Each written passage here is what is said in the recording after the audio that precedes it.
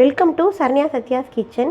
இன்றைக்கி நம்ம தீபாவளி ஸ்பெஷலாக லட்டு எப்படி செய்கிறதுன்னு பார்க்க போகிறோம். அதுக்கு தேவையான பொருட்கள்லாம் என்னென்னு பார்க்கலாம். கடலை மாவு வந்து ஒரு 400 கிராம் அளவு எடுத்திருக்கோம். இந்த உலக்கால கால்படின்னு சொல்லுவோம்ல, அந்த உலக்கால 400 கிராம் அளவுக்கு ஃபுல்லாக அழுத்தி எடுக்காமல் நல்லா குமிச்சு 400 கிராம் அளவுக்கு கடலை மாவு. அதே மாதிரி ஜீனி வந்து 300 கிராம், அது 3/4 கப்பு. இதில் வந்து 1 கப்பு எடுத்திங்கன்னா இதில் 3/4 கப்பு வந்து ஜீனி வர மாதிரி ஜீனி எடுத்திருக்கோம். அப்புறம் நெய் தேவையான அளவு ஒரு 3லேருந்து 4 ஸ்பூன் நெய். நம்ம பொரிக்க போகிறது எண்ணெயில் தான் பொரிக்க போகிறோம். பிடிக்கிறதுக்கு அந்த லட்டு பிடிக்கிறதுக்கும் எண்ணெயில் கொஞ்சோண்டு நெய் ஊற்றுவோம். அதுக்காக நெய் வந்து ஒரு 3 ஸ்பூன் நெய். முந்திரி பருப்பை இந்த மாதிரி சின்ன சின்னதாக கட் பண்ணி வச்சுக்கோங்க. இது இப்போ பிஸ்தா போட்டுக்கலாம் நம்ம. அப்புறம் வெள்ளரி விதை இருக்கும், அது சேர்த்துக்கலாம். நம்ம உங்களுக்கு எது கிடைக்குதோ அதெல்லாம் சேர்த்துக்கோங்க. ஏலக்காய் தூள் தேவையான அளவு நம்ம எடுத்து வச்சுருக்கோம். இப்போ நம்ம இந்த மாவை எப்படி கரைக்கிறதுன்னு பார்க்க போகிறோம். இங்கே வந்து நம்ம மாவு கரைக்கிறதுக்கு முன்னாடி எண்ணெயை நல்லா சூடு பண்ணி நல்லா காய வச்சுக்கோங்க. நம்ம பூந்தி போடுறதுக்கு நல்லா எண்ணெய் வந்து நல்லா சூடாக இருக்கணும். நல்ல மிதமான சூடு இப்படிலாம் இருக்கக்கூடாது. நல்ல சூடாக இருந்தால் தான் போட்டோன்னே பூந்தி நம்மளுக்கு எலும்பி வரும். அதனால் ஆரம்பத்திலே நல்லா காய வச்சுக்கோங்க.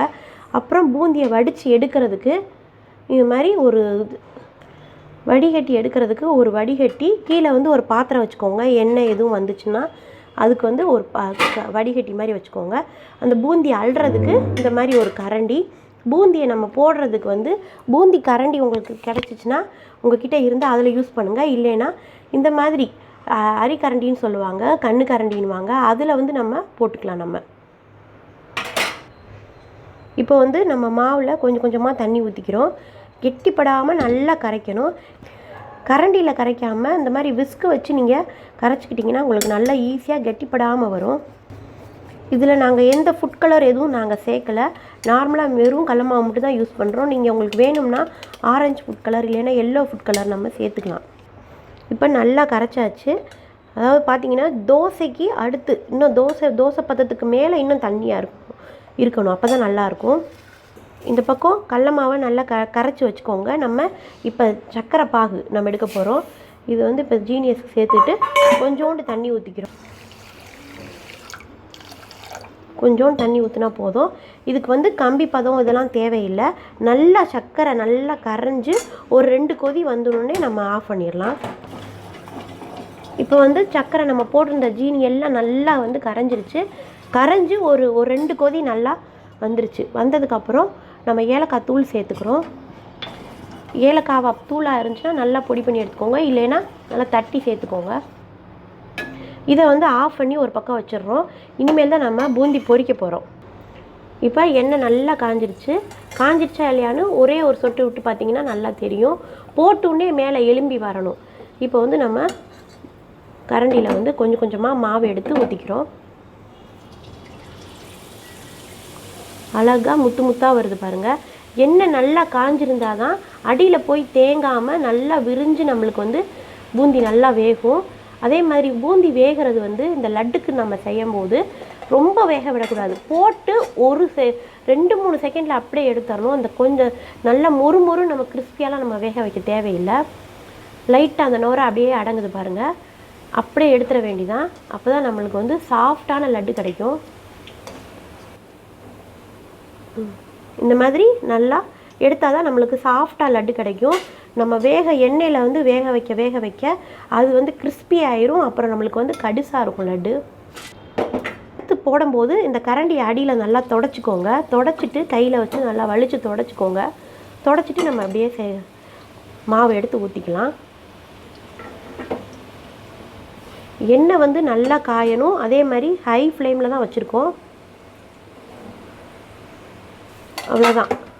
ரொம்பவும் நிறையாவும் போடாதீங்க. ஒரு 2 கரண்டி மாவு இருக்குந்தா போதும். அப்போ தான் நல்லா கரெக்டாக வேகும்.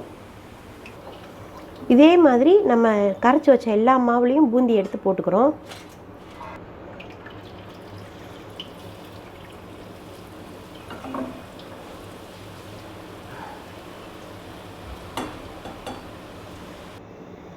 இப்போ பார்த்திங்கன்னா தெரியும், நம்ம எல்லா பூந்தியும் நம்ம போட்டாச்சு. இந்த அளவுக்கு நல்லா போட்டதுக்கப்புறம் கொஞ்சம் பெரிய பெரிய பூந்தியாக இருக்குது. இப்படியே பிடிக்கிறதுனாலும் பிடிக்கலாம். ஆனால் இது கொஞ்சம் கஷ்டமாக இருக்கும். அதுக்காக மிக்சியில் வந்து ஒரே ஒரு சுற்று, ரொம்ப சுற்றிடக்கூடாது. ரொம்ப சுற்றினீங்க மாவு மாதிரி ஆயிரும். அதனால் அப்படி போட்டு இப்படி எடுக்கணும். அந்த மாதிரி சுற்றி நம்ம எடுத்துக்கிறோம். இப்போ இந்த அளவுக்கு நம்ம பொடிச்சுக்கிட்டோம். நல்லா பொடி பொடியாக ஆக்கிக்கிட்டோம். எல்லா பூந்தியும் இதே மாதிரி நல்லா பொடி பொடியாக ஆக்குவோம். உங்களுக்கு இங்கே பூந்தி கரண்டிலே சின்ன சின்னதாக ஹோல்ஸில் போட்டிருந்தீங்கன்னா நம்ம இந்த மாதிரி அடிக்க தேவையில்லை. இப்படி எல்லாத்தையுமே நல்லா பொடி பொடியாக நம்ம மிக்சியில் அரைச்சிக்கிட்டோம். ஒரு பக்கம் வந்து என்ன பண்ணுறோம்னா நெய் ஊற்றி ஒரு 2 ஸ்பூன் அளவு நெய் ஊற்றிக்கோங்க. நெய் ஊற்றிட்டு முந்திரி பருப்பை நல்லா வறுத்து எடுத்து வச்சுக்கிறோம். இப்படியே இந்த முந்திரி பருப்பை பொடி பொடியாக நம்ம கட் பண்ணி வச்சுக்கோம் பாருங்கள். அதை வந்து நெய்யில் நல்லா வறுத்துக்கிறோம். முந்திரியை நல்லா நெய்யில் வறுத்து எடுத்தாச்சு. இப்போ வந்து இந்த ஜீனி பாகு நம்ம ஏற்கனவே நம்ம காய்ச்சி வச்சுருக்கோம் பாருங்கள். இதை நல்லா சூடு பண்ணிக்கோங்க. லைட்டாக சூடு பண்ணிவிட்டு அடுப்பை வந்து நான் வந்து மீடியம் ஃப்ளேமில் தான் வச்சுருக்கேன் பாருங்கள். ஆஃப் பண்ணவே இல்லை. இந்த பொரிச்ச பூந்தி பொரித்து நல்லா மிக்சியில் ஒரு சுற்றின பூந்தியை வந்து எல்லாத்தையுமே இந்த ஜீனி பாகில் சேர்த்துக்கிறோம்.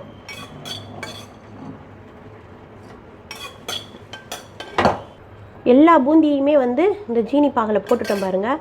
போட்டதுக்கப்புறம் நம்ம ஏற்கனவே வறுத்து வச்ச அந்த முந்திரி நெய்யோட சேர்த்துக்கிறோம். அடுப்பை வந்து நம்ம சிம்மில் வச்சிடுறோம். நல்லா சிம்மில் வச்சுட்டு இதை ஒரு 5 நிமிஷம் நல்லா மூடி வைக்க போகிறோம். இப்போ எல்லாத்தையுமே வந்து இந்த மாதிரி நல்லா கிண்டி மூடி வச்சுருங்க. நாங்கள் வந்து பாத்திரத்தை மட்டும்தான் மாற்றிருக்கோம். இது கொஞ்சம் அந்த கிளறதுக்கு நல்லா இருக்கும்ன்றதுக்காக. இப்போ இன்னும் வந்து அடுப்பு வந்து சிம்மில் தான் வச்சுருக்கோம். நல்லா வந்து அந்த ஜீனி பாகு உரியட்டும். உறிஞ்சதுக்கப்புறம் ஆஃப் பண்ணிக்கலாம். ஒரு 5 நிமிஷம் மூடி வைங்க. இப்போ பார்த்தீங்கன்னா தெரியும், இருந்ததுக்கும் இப்போக்கும் நல்லா வந்து அந்த ஜீனி பாகு நல்லா உறிஞ்சிருச்சு. இப்போ மறுபடியும் இப்போயே நம்ம பிடிக்க தேவையில்லை. மறுபடியும் நம்ம மூடி வச்சிடுறோம். மூடி வச்சு ஒரு 20 நிமிஷம் வந்து நல்லா கொஞ்சம் ஆறட்டும். கை பொறுக்கிற அளவு சூடு இருக்கும்போது நம்ம லட்டு பிடிச்சா போதும். இப்போ நமக்கு பார்த்திங்கன்னா நல்லா உறிஞ்சு நம்ம ஜீனி பாகுலாம் உறிஞ்சு கரெக்டாக இருக்குது. ஒரு 20 நிமிஷம் ஆயிடுச்சு. நம்ம கிண்டி பார்க்கலாம் பாருங்கள். நல்லா சாஃப்டாக பூந்தி நம்மளுக்கு ரெடி ஆயிடுச்சு. இப்போ நம்ம லட்டு பிடிக்க போகிறோம். லட்டு பிடிக்கிறதுக்கு முன்னாடி ஒரு ஸ்பூன் இல்லைனா 2 ஸ்பூன் நெய் ஊற்றிக்கோங்க. நல்லா உருக்கின நெய் ஊற்றிக்கோங்க. நல்லா உருக்கி ஊற்றிக்கோங்க நெய். அப்போ தான் நல்லா பிடிக்க வரும். இப்போ நல்லா மிக்ஸ் பண்ணிவிட்டு நம்ம லட்டு சூப்பராக பிடிக்க போகிறோம். இப்போ கையில் வந்து கொஞ்சம் நெய் தடவிக்கோங்க. தேவைன்னா நல்லா நெய் தடவிட்டு இப்போ நம்ம லட்டு பிடிக்க போகிறோம். அவங்களுக்கு விருப்பப்படி சின்னதோ பெருசோ லட்டு பிடிச்சிக்கலாம். எவ்வளோ அழகாக சாஃப்டாக இருக்குது பாருங்கள். இந்த லட்டு பிடிக்கும் போதே தெரியும் நம்மளுக்கு.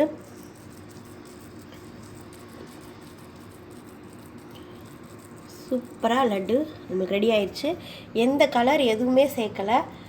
அதனால் ரொம்ப ஆரோக்கியமானது. வீட்டில் நம்ம செஞ்சு நம்ம குழந்தைங்களுக்கு கொடுக்கும்போது நமக்கு ரொம்ப சந்தோஷமாக இருக்கும், நம்ம கையால் செஞ்சதுன்னு. இந்த ரெசிபி வந்து ரொம்ப நாளாக எங்கிட்ட கேட்டுக்கிட்டு இருக்காங்க, பூந்தி லட்டு எப்படி செய்கிறதுன்னு. என்னால் எங்களுக்கு டைம் கிடைக்கல. அதனால தான் ஒவ்வொரு வீடியோ அப்லோட் பண்ணவும் முடியலை, எதுவும் பண்ண முடியல. அதனால் எங்களால் முடிஞ்ச அளவு நாங்கள் செய்கிறோம். அதே மாதிரி இதை ஒரு 20-25 நிமிஷம் நம்ம மூடி வைக்க சொன்னேன் பாருங்கள். அது வந்து இந்த ஜீனி பாகு எல்லாம் உறிஞ்சு அந்த பூந்தி வந்து நல்லா சாஃப்ட் ஆகிறதுக்கு தான். அதுக்காக ரொம்ப ஆற விட்டுட்டிங்கன்னா நமக்கு பிடிக்க வராது. நம்ம கை பொறுக்கிற அளவுக்கு சூடு இருக்கணும். அப்போ தான் நம்மளுக்கு அழகாக பிடிக்க வரும். ரொம்ப சூடாக இருந்தாலும் பிடிக்க வராது. இல்லைன்னா ரொம்ப ஆறிடுச்சுனாலும் அது உதிர்ந்து போயிடும். மிதமான சூடாக இருக்கும் போதே நம்ம பிடிச்சி நம்ம வச்சிடணும். இந்த மாதிரி எல்லா லட்டையும் அழகாக நம்ம ரவுண்ட் பண்ணி வச்சிடலாம். சிம்பிளாக ஈஸியாக வீட்டிலையே நம்ம எப்படி அழகாக லட்டு நம்ம செஞ்சுருக்கோம் பாருங்கள். இப்போ எப்படி நம்ம வந்து லட்டை வந்து எடுத்து பார்ப்போம். எவ்வளோ சாஃப்டாக இருக்குதுன்னு நீங்கள் பாருங்கள். பிக்கும் போதே நம்மளுக்கு தெரியும். இப்படி பிச்சு பார்த்தா அவ்வளோ ஜூஸாக இருக்குது பாருங்கள். உள்ளே வந்து இந்த மாதிரி இருக்கணும். நல்லா ட்ரையாக இல்லாமல் நல்லா ஜூஸியாக இருந்தால் தான் சாப்பிடும்போது நல்லா சாஃப்டாக இருக்கும். நான் சொன்ன மாதிரி அதே பக்குவத்தில் நீங்கள் செய்யுங்க. அந்த பூந்தி வேகிற பக்குவம் நம்ம எல்லாமே அதே மாதிரி நீங்கள் செஞ்சிங்கன்னா இவ்வளோ அருமையான லட்டு 25 லட்டு நாங்களுக்கு கிடச்சிருக்கு. 400 கிராம் அளவுக்கு. அவ்வளோ அழகான லட்டு. எல்லோரும் வீட்டில் செஞ்சு பார்த்துட்டு தீபாவளியை நல்லா செலிப்ரேட் பண்ணுங்கள். எல்லாருக்கும் ஹாப்பி தீபாவளி.